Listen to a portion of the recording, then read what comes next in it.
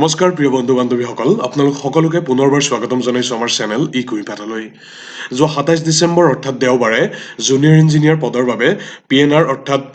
Panchayat and rural development ডিপাৰ্টমেণ্টৰ আণ্ডাৰত এটা পৰীক্ষা অনুষ্ঠিত হৈ গৈছিল। উক্ত পৰীক্ষাৰ যিখন সাধাৰণ জ্ঞানৰ প্ৰশ্ন কাকত তাক আমি আজি ছল্ভ কৰিবলৈ আগবাঢ়িছোঁ। সম্পূৰ্ণ ১০০টা MCQ আমি কভাৰ কৰিবলৈ যত্ন কৰিম, গতিকে পলম নকৰি ভিডিঅ'টো আৰম্ভ কৰোঁ আহক। কুৱেশ্যন নম্বৰ 1 ইয়াত সুধিছে যে ৰিচেণ্টলি ক'ভিড-19ৰ এটা ভেকচিন ডেভেলপ কৰিছিল গামালেয়া ৰিচাৰ্চ ইনষ্টিটিউট আৰু ডিফেন্স একাডেমি, এই দুইটা সংস্থাই জইণ্টলি। সেই দুইটা সংস্থা কোনখন দেশৰ অন্তৰ্গত? আৰু শুদ্ধ উত্তৰটো ইয়াত হ'ব ৰাছিয়া। ৰাছিয়াৰ এই দুইটা ইনষ্টিটিউটে প্ৰথমটো ৰেজিষ্টাৰ্ড ভেকচিন যি তেওঁলোকে দাবী কৰিছিল স্পুটনিক 5, সেই বিশেষ ভেকচিনটো তেওঁলোকে ডেভেলপ কৰিছিল। কুৱেশ্যন নম্বৰ 2ত আমি চাওঁ যে India's national dairy development board, যাক চমুকৈ NDDB বুলি কোৱা হয়, তেওঁলোকে এটা বিশেষ প্ৰজেক্ট লঞ্চ কৰিছিল 1970 চনৰ 13 জানুৱাৰী তাৰিখে। আৰু সেই প্ৰজেক্টটোৰ ফলশ্ৰুতিতেই আমেৰিকা যুক্তৰাষ্ট্ৰক পিছ পেলাই ভাৰতবৰ্ষই লাৰ্জেষ্ট মিল্ক প্ৰডিউচিং কাণ্ট্ৰি হিচাপে পৰিগণিত হৈছিল। সেই বিশেষ প্ৰগ্ৰেমটোৰ নাম কি? আৰু শুদ্ধ উত্তৰটো হৈছে অপাৰেশ্যন ফ্লাড। আৰু এই অপাৰেশ্যন ফ্লাডৰ এই সমগ্ৰ প্ৰক্ৰিয়াটোকে পৰৱৰ্তী সময়ত ভাৰতবৰ্ষৰ হোৱাইট ৰিভলিউশ্যন বুলি কোৱা হয়। নেক্সট আমি চাওঁ কুৱেশ্যন নম্বৰ 3। কুৱেশ্যন নম্বৰ 3ত সুধিছে যে নেশ্যনেল চেম্পল ছাৰ্ভে বা NSSে তেওঁলোকৰ 75th ৰাউণ্ড যিটো তেওঁলোকে কণ্ডাক্ট কৰিছিল, তাত জুলাই 2017ৰ পৰা জুন 2018লৈ এই বিশেষ টাইমলাইনত অসমৰ লিটাৰেচি ৰেট কিমান আছিল আৰু সমগ্ৰ ভাৰতবৰ্ষৰ প্ৰেক্ষাপটত অসমে কি পজিশ্যন অকুপাই কৰিছিল সুধিছে। আৰু ৰিচেণ্টলি এই বিষয়ত খুব চৰ্চালৈ আহিছিল। অসমৰ সাক্ষৰতাৰ হাৰ যথেষ্ট উন্নীত হৈছিল আৰু সেই সাক্ষৰতাৰ হাৰ হৈছে অপশ্যন বি 85.90%। আৰু পজিশ্যন ৱাইজ অসম আছে 5th পজিশ্যনত। গতিকে এই বুলি চাওঁ কুৱেশ্যন নম্বৰ 4। ইয়াত সুধিছে চিম্পল প্ৰশ্ন যে চাইনাৰ যি গ্ৰেট ৱাল, এক অত্যন্ত আশ্চৰ্যকৰ স্থপতিকলাৰ নিদৰ্শন, সেই গ্ৰেট ৱালৰ দৈৰ্ঘ্য কিমান? আৰু শুদ্ধ উত্তৰটো হৈছে 21,196 কিলোমিটাৰ। Option A is the correct answer. Next that কৈছে যে নেশ্যনেল ছায়েন্স ডে অৰ্থাৎ ভাৰতবৰ্ষৰ প্ৰেক্ষাপটত 28 ফেব্ৰুৱাৰী তাৰিখে প্ৰত্যেক বছৰে এই নেশ্যনেল ছায়েন্স ডে চেলিব্ৰেট কৰা হয়। এইটো কেতিয়াবা সোধে, কিয় নেশ্যনেল ছায়েন্স ডে চেলিব্ৰেট কৰা হয় 28 ফেব্ৰুৱাৰীত? বিখ্যাত ফিজিচিষ্ট CV ৰমনৰ দ্বাৰা আৱিষ্কৃত যি ৰমন এফেক্ট, সেই ৰমন এফেক্ট 28 ফেব্ৰুৱাৰীত আৱিষ্কাৰ হৈছিল আৰু সেই দিনটো কমেমৰেট কৰি নেশ্যনেল ছায়েন্স ডে ভাৰতবৰ্ষত চেলিব্ৰেট কৰা হয়। কিন্তু ইণ্টাৰনেশ্যনেল ছায়েন্স ডে কেতিয়া চেলিব্ৰেট কৰা হয় সেইটো সুধিছে। আৰু শুদ্ধ উত্তৰটো হৈছে 10 নৱেম্বৰ। সমগ্ৰ বিশ্বই নৱেম্বৰৰ 10 তাৰিখে ছায়েন্স ডে তেওঁলোকে চেলিব্ৰেট কৰে আৰু সেইটো কোৱা হয় world science day for peace and development. Next that সুধিছে যে 2020 চনৰ ব্ৰজনাথ শৰ্মা এৱাৰ্ড এগৰাকী বিখ্যাত অসমীয়া এক্ট্ৰেছক প্ৰদান কৰা হৈছে, তেওঁ কোন? আৰু শুদ্ধ উত্তৰটো হৈছে অপশ্যন বি ৰীনা বৰা বাইদেউক এই বিশেষ বঁটাটি প্ৰদান কৰা হৈছে। নেক্সট ডেট সুধিছে যে কনিষ্কৰ কোৰ্ট ফিজিচিয়ান কোন আছিল? আৰু শুদ্ধ উত্তৰটো ইয়াত হ'ব চৰক। চৰক হৈছে এগৰাকী বিখ্যাত আয়ুৰ্বেদ বিশেষজ্ঞ আৰু ভাৰতবৰ্ষৰ যি এনচিয়েণ্ট হিষ্ট্ৰী, সেই এনচিয়েণ্ট হিষ্ট্ৰীত যি আয়ুৰ্বেদৰ ব্যুৎপত্তি তাৰ অন্যতম কাৰক হিচাপে আমি চৰকক অভিহিত কৰিব পাৰোঁ। চৰকৰ এখন বিখ্যাত গ্ৰন্থ হৈছে চৰক সংহিতা, আৰু চৰক সংহিতা আৰু সুশ্ৰুত সংহিতা এই দুইখন গ্ৰন্থ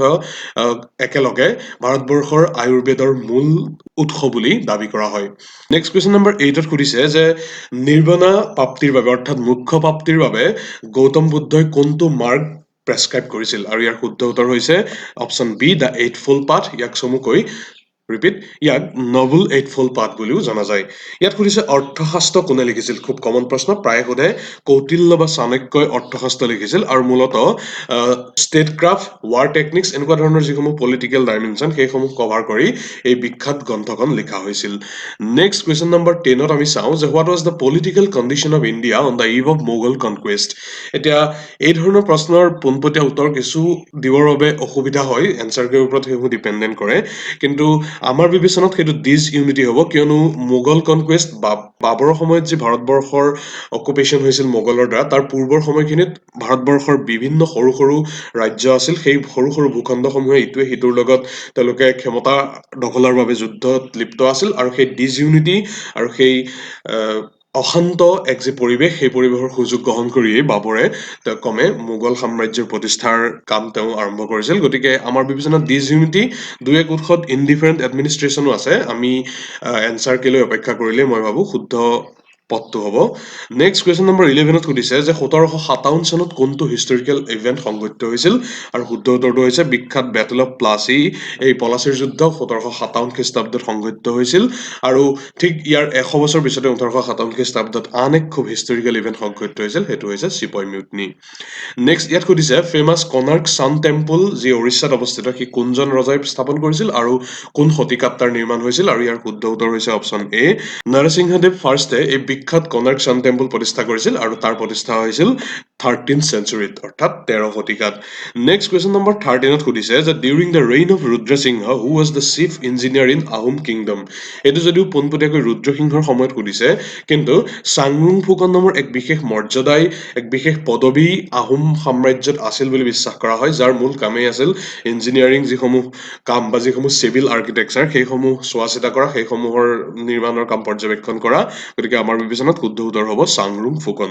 নেক্সট কুৱেশ্যন নম্বৰ 14ত সুধিছে যে ছেকেণ্ড বাৰ্মিজ ইনভেশ্যন কেতিয়া সংঘটিত হৈছিল প্ৰথম বাৰ্মিজ ইনভেশ্যন হৈছিল 1817 খ্ৰীষ্টাব্দত আৰু ছেকেণ্ড বাৰ্মিজ ইনভেশ্যন হৈছিল 1819 খ্ৰীষ্টাব্দত গতিকে correct option is option D next who was the first martyr of 1942 revolution in Assam এতিয়া ইয়াত অপশ্যনখিনিত কুশল কোঁৱৰ যদিও আছে কুশল কোঁৱৰৰ এই বিখ্যাত 1942 আন্দোলনৰ লগত তেওঁৰ ইউনিক যি দিশ সেইটো হৈছে এই 1942 আন্দোলনৰ সময়ত কুশল কোঁৱৰে আছিল একমাত্ৰ শ্বহীদ যাক ফাঁচী কাঠত ওলোমোৱা হৈছিল কিন্তু এই প্ৰশ্নটোৰ শুদ্ধ উত্তৰ হ'ব কনকলতা বৰুৱা 1942 চনৰ আই থিংক ছেপ্টেম্বৰ মাহত তেওঁ গুলীয়াই ব্ৰিটিছ বাহিনীয়ে হত্যা কৰিছিল তাৰ পৰিৱৰ্তে কুশল কোঁৱৰক 1943 চনত ফাঁচী কাঠত ওলোমাইছিল আৰু মণিৰাম দেৱানটো বহুত পুৰণি তেওঁ চিপাহী বিদ্ৰোহৰ সময়তেই তেওঁক ফাঁচী কাঠত ওলোমোৱা হৈছিল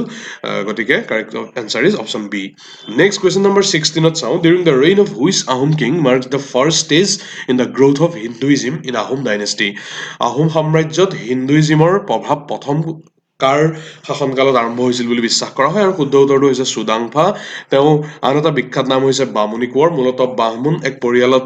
সৰুৰে পৰা তেওঁ ডাঙৰ দীঘল হৈছিল বাবে তেওঁক বামুণী কোঁৱৰ বুলি কোৱা হয় আৰু মূলতঃ সেই যি ইনফ্লুৱেঞ্চ আছিল সেই ইনফ্লুৱেঞ্চৰ দ্বাৰাই পৰৱৰ্তী সময়ত এফেক্টেড হৈ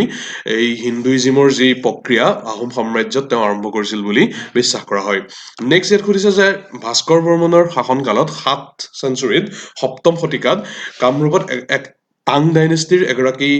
এটা এনভয় আহিছিল সেই এনভয়টো কোন আছিল সেই এনভয়জন আৰু শুদ্ধ উত্তৰটো হৈছে হিউৱেন চাঙৰ স্পেলিংটো পাৰ্টিকুলাৰ কিছুমান অকেজনত এইদৰে লিখা হয় কিছুমানত হিউৱেন চাং বুলি স্পষ্টকৈ লিখা হয় গতিকে কনফিউজ হ'ব নালাগে option C will be the correct answer তেওঁ টাং ডাইনেষ্টিৰ এগৰাকী এনভয় আছিল আৰু সমগ্ৰ ভাৰতবৰ্ষ ভ্ৰমণ কৰি তেওঁ কিছুমান খুব আপুৰুগীয়া গ্ৰন্থৰাজি লিখি থৈ গৈছে সেই সংক্ৰান্তত আৰু মূলতঃ ভাস্কৰ বৰ্মনৰ তেওঁ নিমন্ত্ৰণ গ্ৰহণ কৰিছিল হৰ্ষবৰ্ধনৰ ৰাজসভাত আৰু তাৰ জৰিয়তে তেওঁ পৰৱৰ্তী সময়ত কামৰূপ ভ্ৰমণ কৰিছিল কামাখ্যা টেম্পল কোনটো হিলত অৱস্থিত সুধিছে খুব কমন প্ৰশ্ন পাই সোধে আৰু শুদ্ধ উত্তৰটো হৈছে option C Nilachal hill next আমি চাওঁ কুৱেশ্যন নম্বৰ 19 ইয়াত সুধিছে যে ত্ৰিপুৰা ছিকিম হিমাচল প্ৰদেশ আৰু মণিপুৰ এই চাৰিখন বৰ্তমানৰ ৰাজ্য পূৰ্বতে ইয়াৰে তিনিখন ইউনিয়ন টেৰিটৰী প্ৰথমতে ফৰ্ম হৈছিল আৰু পিছত ৰাজ্যলৈ তাক উন্নীত কৰা হৈছিল কোনখন পোনপটীয়াকৈ ৰাজ্য হিচাপে ফুল ফ্লেজেড ষ্টেট হিচাপে ৰিকগনাইজ কৰা হৈছিল সুধিছে আৰু শুদ্ধ উত্তৰটো হৈছে ছিকিমক 1975 চনত ইণ্ডিয়াত এনেক্স কৰা হৈছিল আই গেছ 36th এমেণ্ডমেণ্টৰ জৰিয়তে আৰু বাকী যি তিনিটা অপশ্যন ত্ৰিপুৰা হিমাচল প্ৰদেশ আৰু Manipur if I remember correctly 1956 চনত এইখিনিক প্ৰথমতে ইউনিয়ন টেৰিটৰী ষ্টেটাছ দিয়া হৈছিল আৰু পৰৱৰ্তী সময়ত তিনিওকে ফুল ফ্লেজেড ষ্টেটলৈ ৰূপান্তৰিত কৰা হৈছিল নেক্সট কুৱেশ্যন নম্বৰ 20ত সুধিছে যে how much percent of Indian land mass is covered by state of Assam সমগ্ৰ ভাৰতবৰ্ষৰ যি জিঅ'গ্ৰাফিক এৰিয়া তাৰ কিমান শতাংশ অসমে অকুপাই কৰি আছে আৰু শুদ্ধ উত্তৰটো হৈছে অপশ্যন বি 2.40% এয়া চেঞ্চাছ 2011ৰ তথ্য অনুসৰি আৰু option B is the correct answer next ইয়াত সুধিছে 21ত যে অসমে কোনকেইখন দেশৰ লগত পোনপটীয়াকৈ ইণ্টাৰনেশ্যনেল বৰ্ডাৰ শ্বেয়াৰ কৰি আছে আৰু ইয়াৰ প্ৰথম অপশ্যনটোৱে শুদ্ধ হ'ব ভূটান আৰু বাংলাদেশ এই দুখন ৰাষ্ট্ৰৰ লগত অসমে বৰ্ডাৰ শ্বেয়াৰ কৰি আছে নেক্সট কুৱেশ্যন নম্বৰ 22ত সুধিছে এইটোও খুব আহি থকা প্ৰশ্ন পূৰ্বৰ বিভিন্ন MCQ চিৰিজত আমাৰ চেনেলত আমি এই সন্দৰ্ভত বিশদ আলোচনা কৰিছোঁ এবাৰ পোনপটীয়াকৈ উত্তৰটো চাওঁ longest national highway in India আৰু শুদ্ধ উত্তৰটো হৈছে NH44 নেক্সট টাৱাং ইজ অলছ' ন'ন এজ ইয়াত টাৱাঙৰ আন এটা নাম সুধিছে মূলতঃ যিটো টাৱাং মনেষ্ট্ৰী আছে সেইটো গাল্ডেন নামগে লাটছে বুলি কোৱা হয় গতিকে ইয়াত অপশ্যন চি আমাৰ বিবেচনাত শুদ্ধ উত্তৰ হ'ব নেক্সট শ্বিলঙক পপুলাৰলি কি বুলি কোৱা হয় সুধিছে শ্বিলঙৰ যি জলবায়ু শ্বিলঙৰ যি পৰিৱেশ সেই পৰিৱেশৰ ভিত্তিত শ্বিলঙক স্কটলেণ্ড অফ ইষ্ট বুলি কোৱা হয় গতিকে option B will be the correct answer next ইয়াত সুধিছে যে India that is Bharat shall be a union of states এই বিশেষ উক্তি কোনটো আৰ্টিকলত কোৱা হৈছে সুধিছে মূলতঃ ভাৰতীয় কনষ্টিটিউশ্যনৰ ভাৰতীয় সংবিধানৰ আৰ্টিকল 1 প্ৰথমটো আৰ্টিকলতে এই বিশেষ বৰ্ণনা ভাৰতবৰ্ষৰ সংক্ৰান্তত দিয়া হৈছে so option C is the correct answer next সুধিছে যে ভাৰতবৰ্ষৰ সংবিধানত গান্ধীয়ান প্ৰিন্সিপলসমূহ কোনটো অংশত তাক সংযুক্ত কৰা হৈছে তাক ইনুমিৰেট কৰা হৈছে সুধিছে আৰু ডিপিএছপি বা ডিৰেক্টিভ প্ৰিন্সিপল অফ ষ্টেট পলিচিত সেইসমূহ ইনক্লুড কৰা হৈছে গতিকে option C is the correct answer next ইয়াত সুধিছে যে তিনি ধৰণৰ ইমাৰ্জেঞ্চি আছে ভাৰতবৰ্ষৰ সংবিধান প্ৰদত্ত সেই আটাইকেইটা ইমাৰ্জেঞ্চি কোনে ডিক্লেয়াৰ কৰিব পাৰে কোন সেই বিশেষ ক্ষমতাৰে এম্পাৱাৰ হৈ থাকে সুধিছে আৰু শুদ্ধ উত্তৰটো হৈছে দ্য প্ৰেচিডেণ্ট অফ ইণ্ডিয়া ভাৰতবৰ্ষৰ ৰাষ্ট্ৰপতিয়ে ইমাৰ্জেঞ্চি ডিক্লেয়াৰ কৰিব পাৰে নেক্সট কুৱেশ্যন নম্বৰ 28 খুব কমন প্ৰশ্ন প্ৰায় আহে যে যেতিয়া জইণ্ট চিটিং হয় দুইটা সংসদৰ দুইটা সদনৰে তেতিয়া তাক কোনে সভাপতিত্ব কৰে কোনে অধ্যক্ষতা কৰে সুধিছে আৰু correct answer is option C speaker of Lok Sabha next question number 29ত সুধিছে যে ফাণ্ডামেণ্টেল ডিউটি এই চাৰিটা অপচনৰ ভিতৰত কোনটো নহয় এতিয়া ভাৰতৰ ৰাষ্ট্ৰীয় সংগীতক শ্ৰদ্ধা কৰাটো এইটো এটা ফাণ্ডামেণ্টেল ডিউটি হয় নেচাৰেল এনভাইৰনমেণ্টক প্ৰটেক্ট আৰু ইম্প্ৰুভ কৰাটো হয় পাব্লিক প্ৰপাৰ্টি ছেফগাৰ্ড কৰাটো ফাণ্ডামেণ্টেল ডিউটি হয় ইয়াৰ যিটো প্ৰথম অপচনটো to protect monuments and places of public importance এইটো ফাণ্ডামেণ্টেল ডিউটি নাগৰিকসকলৰ নহয় বৰঞ্চ এইটো ডিপিএছপিত ইনক্লুড হৈ আছে I guess article 49ত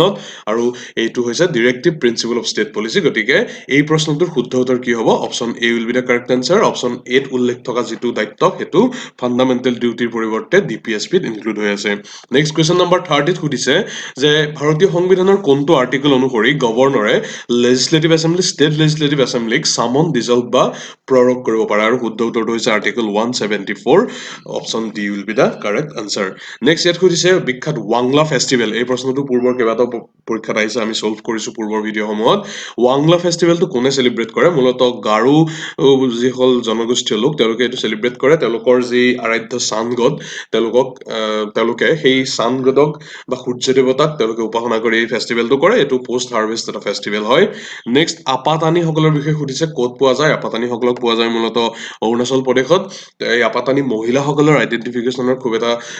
ideal technique হৈছে তেওঁলোকৰ ফেচ টেটু আৰু যি নাকৰ তেওঁলোকে খুব ডাঙৰ ডাঙৰ ফুটা কৰি তেওঁলোকৰ নাকত এক বিশেষ ধৰণেৰে শ্বেপ বনাই লয় সেইটো হৈছে আইডেন্টিফিকেশ্যন মাৰ্ক মূলতঃ পুৰণি যিসকল আপাতানি মহিলা সেইসকল নাৰীৰ ক্ষেত্ৰত সেই দুইটা চিন লক্ষ্য কৰিব পাৰি নেক্সট 33ত সুধিছে যে যিসকল অসমীয়া ব্ৰাহ্মণ সম্প্ৰদায়ৰ মানুহ হয় সেই অসমীয়া ব্ৰাহ্মণসকল কোনটো অৰিজিনৰ পৰা তেওঁলোক বিলং কৰে আৰু শুদ্ধ উত্তৰ হৈছে ককেচিয়ান ৰেচৰ পৰা তেওঁলোক বিলং কৰে নেক্সট 34ত সুধিছে যে জ্ঞানপীঠ এৱাৰ্ড বিজয়ী প্ৰথম অসমীয়াগৰাকী কোন আৰু শুদ্ধ উত্তৰটো হৈছে বীৰেন্দ্ৰ কুমাৰ ভট্টাচাৰ্য আই গেছ 1979 চনত তেওঁ এই বঁটা লাভ কৰিছিল মৃত্যুঞ্জয় গ্ৰন্থৰ বাবে নেক্সট সহজ প্ৰশ্ন দখনা কোনটো কমিউনিটিৰ ট্ৰেডিশ্যনেল কষ্টিউম হয় সুধিছে শুদ্ধ উত্তৰটো হৈছে বড়ো কমিউনিটি নেক্সট 36তে সুধিছে যে জৌ নামৰ বিশেষ যি ট্ৰেডিশ্যনেল লিকুইডবিধ আছে সেই পানীয়বিধ কোনটো কমিউনিটিৰ ট্ৰেডিশ্যনেল ড্ৰিংক আৰু সেইটো শুদ্ধ উত্তৰ হৈছে বড়ো দুইটা কনজিকিউটিভ উত্তৰ বড়োৱে হ'ব নেক্সট 37ত সুধিছে যে বুঢ়াচাপৰি ৱাইল্ড লাইফ চেংচুৰী ক'ত অৱস্থিত আৰু শুদ্ধ উত্তৰটো হৈছে শোণিতপুৰ ডিষ্ট্ৰিক্টত এই বুঢ়াচাপৰি ৱাইল্ড লাইফ চেংচুৰী অৱস্থিত option C is the correct answer next সুধিছে যে গিবন ৱাইল্ড লাইফ চেংচুৰী ক'ত অৱস্থিত যোৰহাটত অৱস্থিত একমাত্ৰ অভয়াৰণ্যখন হৈছে গিবন অভয়াৰণ্য গতিকে D option correct answer next ইণ্ডিয়াৰ ইষ্টাৰ্ণ স্ৱেম্প ডিয়াৰ ই ক'ত অৱস্থিত সুধিছে উইকিপিডিয়াৰ তথ্য অনুসৰি এই চাৰিটা উদ্ভিদ অপচনৰ ভিতৰত মানস আৰু কাজিৰঙাত দুইটাতে পোৱা যায় কিন্তু কাজিৰঙাত ইয়াৰ পৰিমাণ আন কেইটামান উৎসৰ তথ্য অনুসৰি কাজিৰঙাত ইয়াৰ পৰিমাণ যথেষ্ট সংখ্যক বেছি আৰু কাজিৰঙা খুব আইডিয়েল হেবিটেট হয় ইষ্টাৰ্ণ স্ৱেম্প ডিয়াৰৰ কাৰণে যথেষ্ট সংকটত ইয়াৰ সংখ্যা তথাপিও কাজিৰঙাত কিছু সংখ্যক ই সংৰক্ষিত হৈ আছে গতিকে আমাৰ বিবেচনাত আমি অপচন চি কাৰেক্ট আনসাৰ হিচাপে লৈছো কিন্তু এনসাৰ কিৰ যিটো শুদ্ধ উত্তৰ দিব সেইটোৱে আমাৰ বিবেচনাত সঠিক বুলি আমি আগবাঢ়িম নেক্সট কুৱেশ্যন নম্বৰ 40ত সুধিছে যে ফেৰেল হৰ্চ এইটো কোনখন অসমৰ নেশ্যনেল পাৰ্কত অৱস্থিত আৰু ডিব্ৰু চৈখোৱা নেশ্যনেল পাৰ্কৰ আইডেন্টিটি হৈছে ফেৰেল হৰ্চ গতিকে option C is the correct answer next সুধিছে অসমৰ ৰামচাৰ চাইট ক'ত অৱস্থিত বিখ্যাত ৰামচাৰ কনভেনশ্যন যাৰ অনুসৰি ৱেটলেণ্ডসমূহ সংৰক্ষণৰ বিভিন্ন পন্থা নিৰ্ণয় কৰা হৈছিল সেই অনুসৰি ৰামচাৰ চাইটসমূহ কিছুমান ডেভেলপ কৰা হৈছে আৰু অসমত এটাই ৰামচাৰ চাইট আছে সেইটো হৈছে দীপৰ বিল নেক্সট 42ত সুধিছে যে এই চাৰিটা হ্ৰদৰ ভিতৰত চাৰিটা লেকৰ ভিতৰত কোনটো ৰাভা হাছং অটনমাছ কাউন্সিলত আছে আৰু শুদ্ধ উত্তৰটো হৈছে চান্দুবি ৰাভা হাছং অটনমাছ কাউন্সিলৰ অধীনত কামৰূপ জিলাত এই চান্দুবি এই লেকটো অৱস্থিত বিখ্যাত পৰ্যটন ক্ষেত্ৰ বৰ্তমান নেক্সট ইয়াত সুধিছে যে 2019 চনৰ 27 মাৰ্চ তাৰিখে কোনটো এন্টি স্যাটেলাইট মিসাইল যেটো টেষ্ট কৰা হৈছিল সেইটো কি মিছনৰ আন্ডাৰত তাক কোৱা হৈছিল শুদ্ধ উত্তৰটো হৈছে মিছন শক্তি সেই সম্পূৰ্ণ প্ৰক্ৰিয়াটোক মিছন শক্তি নামকৰণ দিয়া হৈছিল নেক্সট সুধ নামৰ এই এটা বিশেষ আল্ট্ৰাভায়োলেট স্যানিটাইজিং প্ৰডাক্ট হেতু কোনটো ইনষ্টিটিউচনে তাক ডেভেলপ কৰিছিল সুধিছে আৰু শুদ্ধ উত্তৰটো হৈছে আইআইটি কানপুৰ নেক্সট এই N95 মাৰ্কস যি আছে তাৰ N95 ৰ এই N আৰু 95 দুইটাৰে অৰ্থ কি সুধিছে আৰু ইয়াৰ অপচন এ টোৱে শুদ্ধ নট অইল প্ৰুফ আৰু 95 মানে হৈছে 95% filters particulate material so option A is the correct answer next question 46 ত সুধিছে যে এই চাৰিটা লাইটৰ টাইপৰ ভিতৰত কোনটো লাইটৰ যদি কনস্ট্যান্ট এক্সপোজাৰ পোৱা যায় তেতিয়া হলে এজিং প্ৰসেসটো এক্সিলাৰেট হয় খুব বুঢ়া হোৱাৰ প্ৰক্ৰিয়াটো সোনকালে হয় সুধিছে আৰু শুদ্ধ উত্তৰটো হৈছে ব্লু লাইট পূৰ্বৰ পৰীক্ষাসমূহতো আহিছে নেক্সট মাৰ্বল কি ধৰণৰ ৰকৰ কি ধৰণৰ শিলৰ উদাহৰণ সুধিছে আৰু শুদ্ধ উত্তৰটো হৈছে মেটামৰফিক ৰক মাৰ্বল ই মেটামৰফিক ৰকৰ উদাহৰণ নেক্সট এসেম্বলি ল্যাঙ্গুৱেজ এটো কি ল্যাঙ্গুৱেজ সুধিছে এসেম্বলি ল্যাঙ্গুৱেজ এটো হৈছে লো লেভেল এটা programming language so option C will be the correct answer এটো কম্পিউটাৰ টেকনলজি ৰিলেটেড এটা প্ৰশ্ন সুধিলে নেক্সট ইয়াত সুধিছে যে কুৱেশ্চন নম্বৰ 49 ত এটো লজিক্যাল ৰিজনিং বা তেনেকুৱা ধৰণৰ এটা প্ৰশ্ন P is the brother of Q R is the sister of Q এতিয়া প্ৰথমতে আমি যদি চাও পি কাৰ ব্ৰাদাৰ সুধিলে তেওঁ হৈছে কিউৰ ব্ৰাদাৰ এতিয়া পিৰ যি জেন্ডাৰ হি কনফাৰ্ম হল পি হৈছে মেলক আমি ষ্টাৰৰ জৰিয়তে বুজাইছো এতিয়া সুধিছে যে R is the sister of Q এতিয়া আৰ হৈছে সিস্টাৰ অফ কিউ আৰু আৰৰ জেন্ডাৰ হৈছে ফিমেল গতিকে তাক আমি এটা নেগেটিভ সাইনৰ জৰিয়তে যদি আমি বুজাব যত্ন কৰো তেতিয়ালে সুধিছে যে পি আৰু আৰ তেওঁলোক কি ধৰণে ৰিলেটেড হয় গতিকে ইয়াত শুদ্ধ উত্তৰটো কি হ'ব পি আৰু আৰৰ মাজৰ ৰিলেচন পি কি হ'ব আৰৰ ভাতৃ হ'ব ব্ৰাদাৰ হ'ব গতিকে option A will be the correct answer next question 50 ত কি সুধিছে যে এই পাৰ্টিকুলাৰ পোৰশনটো যদি 9 হয় আৰু এই পাৰ্টিকুলাৰ পোৰশনটো যদি 1 হয় তেতিয়াহলে ইয়াত কিমান সুধিছে ইয়াত আমি নাম্বাৰ অফ ডটস প্ৰত্যেকটো ইন্টাৰসেক্টিং পইন্টৰ হিচাপ যদি কৰো তেতিয়াহলে ইয়াত আমি এই ধৰণে ইয়াত 9টা ইন্টাৰসেক্টিং পইন্ট পাম আপোনালোকে ইয়াত কাউন্ট কৰিলে পাব ইট ইজ ইকুৱেল টু 9 আৰু ইয়াত কেৱল মাত্ৰ এটা ইন্টাৰসেক্টিং পইন্ট আছে গতিকে ইয়াৰ এই পাৰ্টিকুলাৰ এস্পেক্টত যদি আমি চাও ইন্টাৰসেক্টিং পইন্ট কিমানটা আছে 4টা গতিকে আমাৰ বিবেচনাত option B should be the correct answer next 51 ত আন এটা খুব সহজ প্ৰশ্ন 3 = 9 4 = 16 5 = 25 এইটা সিম্পলি প্ৰথম যে লেফট সাইডত থকা অংশটো তাৰ স্কোয়াৰ কৰিলে ৰাইট সাইডে থকা অংশটো পোৱা গৈছে 4 স্কোয়াৰ = 16 5 স্কোয়াৰ = 25 গতিকে 10 স্কোয়াৰ অৰ্থাৎ 10 * 10 = কিমান 100 so option A will be the correct answer next question number 52 কি সুধিছে এই পাৰ্টিকুলাৰ প্ৰশ্নটো কিছু ক্যালকুলেশনৰ ভিত্তিত দেখুৱাব লাগিব আমি সম্পূৰ্ণ কৰি থকা নাই আমি ডাইৰেক্ট উত্তৰটো দিব বিচাৰিছো এটো হৈছে 20 ইয়াৰ্স যদি কাৰোবাক প্ৰয়োজন হয় তেতিয়াহলে এক্সপ্লেনেশন বিচাৰিলে আমি তাক পৰৱৰ্তী সময়ত আমাৰ কমেন্ট বক্সত দিম নেক্সট কোৱেশ্চন নম্বৰ 53 এটো একে ধৰণৰ প্ৰশ্ন এটো আমি আকি দেখুৱাইছো প্ৰথমতে গতিকে ইয়াত আমি এই পাৰ্টিকুলাৰ 53 যেটো ফ্যামিলি ট্ৰি হেটো আকি দেখুৱাইছো প্ৰথমতে কৈছে এ ইজ বি সিস্টাৰ গতিকে এৰ জেন্ডাৰটো আমি গম পাও এই ফিমেল জেন্ডাৰ হ'ব সো হেটো আমি এই পাৰ্টিকুলাৰ অংশটো দেখালো নেক্সট কৈছে সি ইজ বিজ মাদাৰ গতিকে সিৰ জেন্ডাৰটো ফিমেল হ'ব হেটো আমি গম পালো হেটো ইয়াত দেখাইছো next D is his father এতিয়া ডিৰ জেন্ডাৰটো কি হ'ব তেতিয়াহলে মেল হ'ব হেটো আমি এই পাৰ্টিকুলাৰ অংশটো দেখাইছো আৰু লাষ্টত কৈছে যে ইজ দিস মাদাৰ গতিকে ই জেন্ডাৰটো আমি গম পালো সো সেই পাৰ্টিকুলাৰ অৰ্ডাৰটো হেটো আমি ইয়াত দেখাইছো এতিয়া ইয়াত সুধিছে how is A related to D এৰ ডিৰ ৰিলেচন কি হয় সুধিছে গতিকে এৰ ডিৰ কি হ'ব কিমানটা জেনাৰেশনৰ গ্যাপ আছে দুটা জেনাৰেশনৰ গতিকে তেওঁ কি হ'ব এ ডিৰ গ্ৰেন্ড ডাটাৰ হ'ব কিয়নো এৰ যেটো জেন্ডাৰ লিংগ হেটো আমি অলৰেডি নিৰ্ধাৰণ কৰিছো ফিমেল গতিকে এ ডিৰ কি হ'ব গ্ৰেন্ড ডাটাৰ হ'ব option C is the correct answer next question number 54 ত সুধিছে যে স্ট্ৰং টো যদি এই ধৰণে লিখা হয় তেতিয়াহলে নাগপুৰটো কি ধৰণে লিখা হ'ব ইয়াত এটা পাৰ্টিকুলাৰ এটা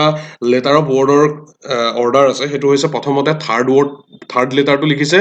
এই আৰ টো প্ৰথমতে ইয়াত লিখিছে নেক্সট লিখিছে ফোৰ্থ ও টো ইয়াত আপোনালোকে দেখিছে নেক্সট লিখিছে সেকেন্ড টো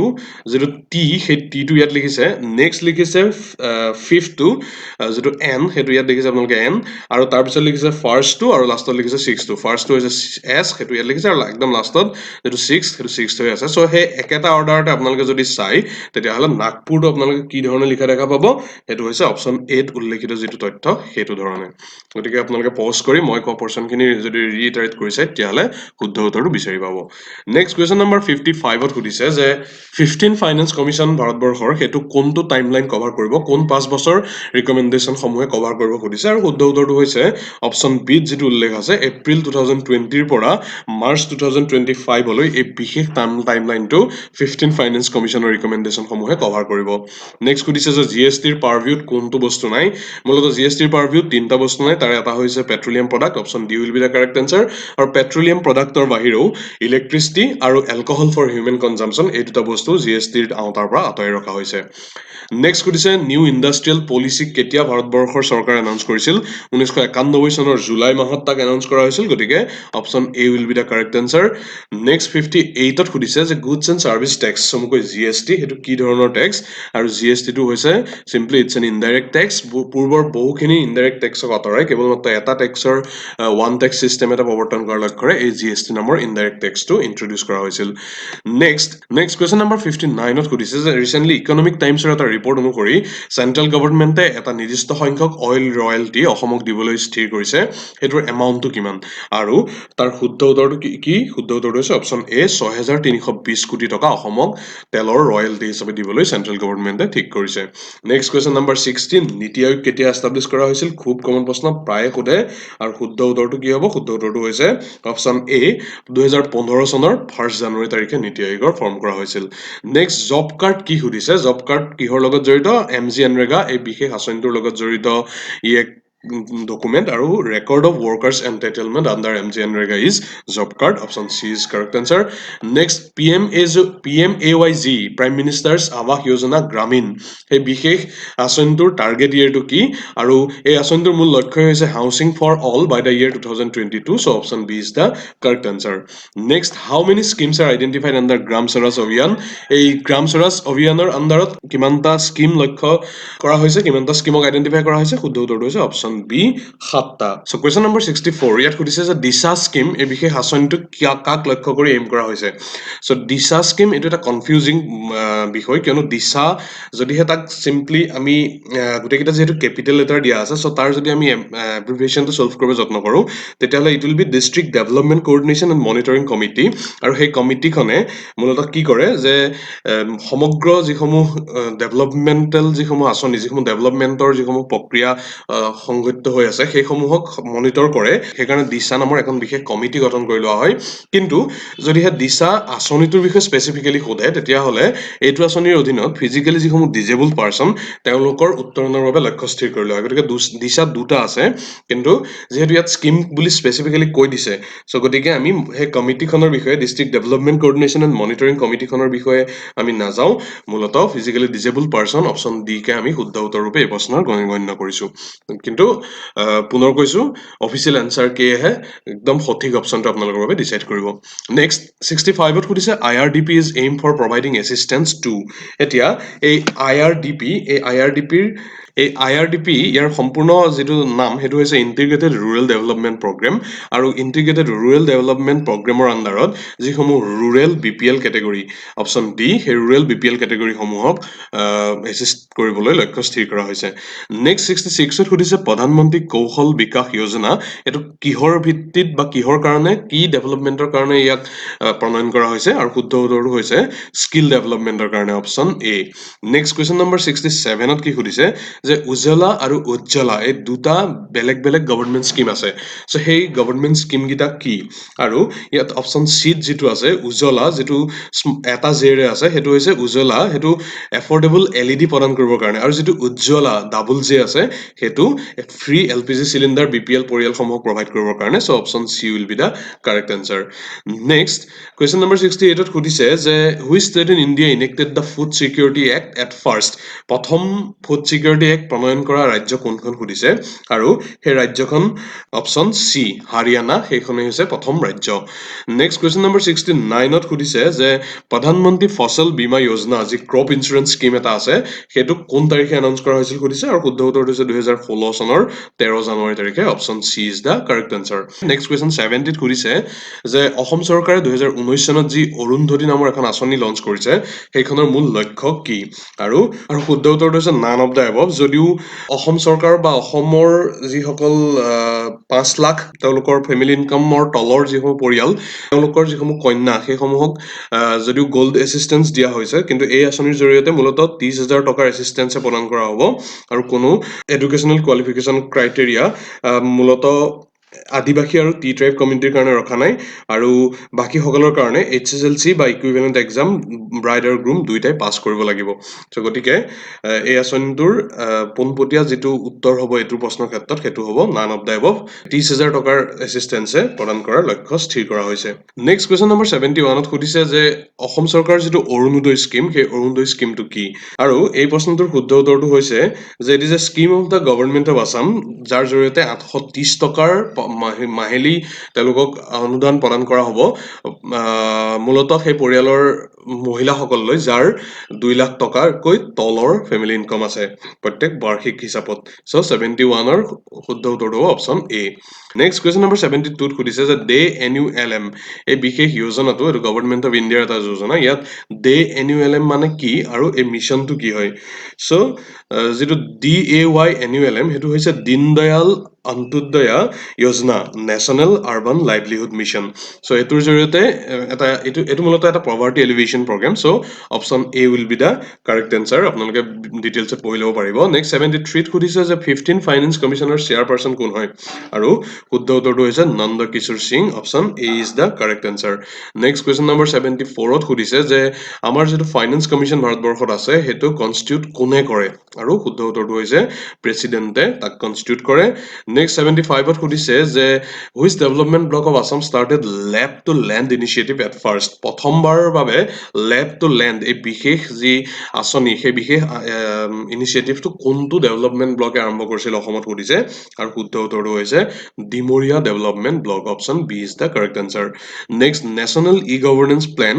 NEGP সেইটো গভৰ্ণমেণ্ট অফ ইণ্ডিয়াই এপ্ৰুভ কোন তাৰিখে কৰিছিল সুধিছে শুদ্ধ উত্তৰটো হৈছে অপশ্যন চি 2006 চনৰ 18 মে তাৰিখে সেই বিশেষ যিটো প্লেন সেইটো এপ্ৰুভ কৰা হৈছিল 77ত সুধিছে যে ফাৰ্ষ্ট 5 ইয়াৰ প্লেনত মূল গুৰুত্ব কাক কোনটো ছেক্টৰক প্ৰদান কৰা হৈছিল আৰু শুদ্ধ উত্তৰটো হৈছে মূলতঃ এগ্ৰিকালচাৰ বা কৃষি খণ্ডক গুৰুত্ব প্ৰদান কৰা হৈছিল সেই প্ৰথম পঞ্চবাৰ্ষিক পৰিকল্পনাত 78ত পুনৰ এটা পঞ্চবাৰ্ষিক পৰিকল্পনাৰ ৰিলেটেড প্ৰশ্ন যে ফাৰ্ষ্ট 5 ইয়াৰ প্লেনৰ সাজেশ্যন অনুসৰি 5খন IIT এষ্টাব্লিছ কৰা হৈছিল এই 5খন IITৰ এষ্টাব্লিছমেণ্ট ইয়েৰটো কি সুধিছে আৰু শুদ্ধ উত্তৰটো হৈছে অপশ্যন এ 1956 চনত IIT খন এষ্টাব্লিছ কৰা হৈছিল এই 5খন IIT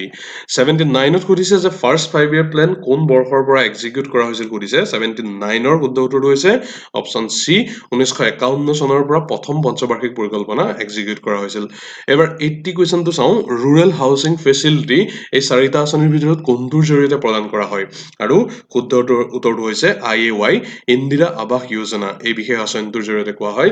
কৰা হয় এই ৰুৰেল হাউচিং ফেচিলিটি IAY দুটা স্কিম আছে এটা ৰুৰেল এটা আৰবান গতিকে ৰুৰেল হাউচিং ফেচিলিটিও IAY ৰ আণ্ডাৰতে কৰা হয় নেক্সট 81ত সুধিছে যে father of Panchayati Raj in India বুলি কাক কোৱা হয় আৰু শুদ্ধ উত্তৰটো ইয়াত কি হ'ব বলৱন্ত ৰায় মেহতাক father of Panchayati Raj institution in India বুলি কোৱা হয় তেওঁৰ কমিটিৰ ৰিকমেণ্ডেশ্যন অনুসৰিয়ে মূলতঃ বহুখিনি এক্সিকিউশ্যন কৰা হৈছিল এই সন্দৰ্ভত নেক্সট 82ত সুধিছে যে প্ৰেজেণ্টলি পঞ্চায়তী ৰাজ চিষ্টেমটো কেইটা লেভেলৰ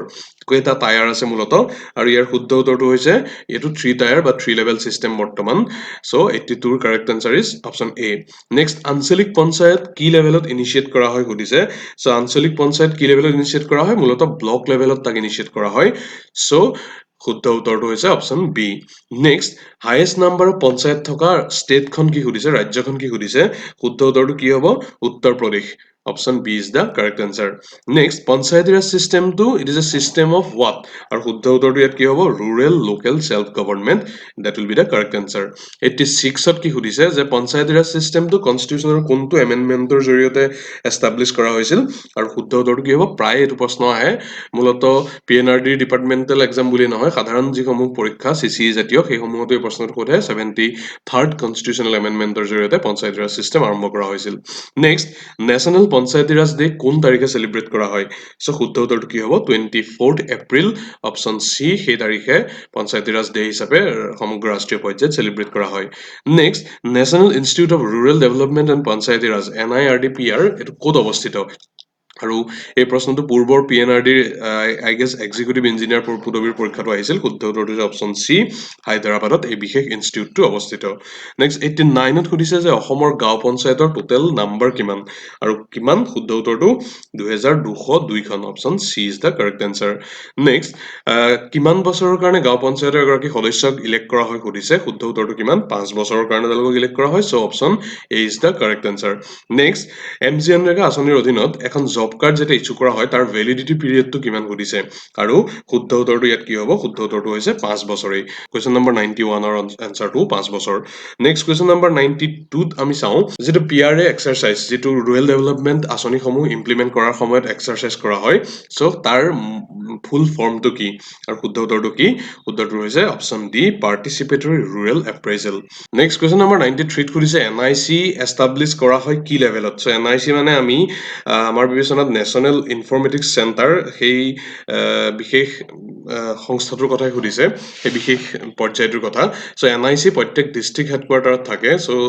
মূলতঃ যিসমূহ তথ্য প্ৰযুক্তি সম্বন্ধীয় দিশসমূহ সেইসমূহ চোৱা কৰে। চ' অপশ্যন চি আমাৰ বিবেচনাত শুদ্ধ উত্তৰ হ'ব, কিন্তু অফিচিয়েল এনচাৰ গিলা আমি অপেক্ষা কৰাটো উচিত হ'ব এই প্ৰশ্নটোৰ উত্তৰৰ বাবে। নেক্সট 94ত সুধিছে যে ৰুৰেল ডেভেলপমেণ্টৰ কাৰণে ডিপাৰ্টমেণ্ট অফ ইনফৰ্মেশ্যন টেকনলজি কোন চনত এষ্টাব্লিছ কৰা হৈছিল আৰু শুদ্ধ উত্তৰটো হৈছে অপশ্যন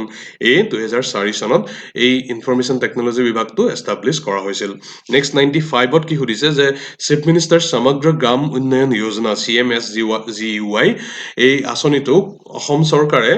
লঞ্চ কৰিছে, এইটো মূলতঃ কি হয় আৰু শুদ্ধ উত্তৰটো কি হ'ব? Option 95, option C, both A and B, কিয়নো এই আঁচনিৰ আণ্ডাৰত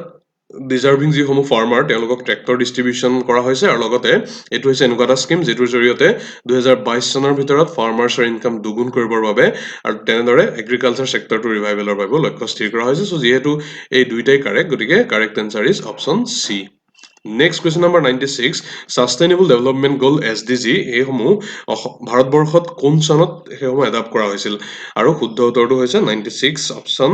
এ, 2015 চনত SDG গ'লসমূহ ভাৰতবৰ্ষই এডপ্ট কৰিছে। Next lab to land initiative ইতিমধ্যে ডিমৰীয়া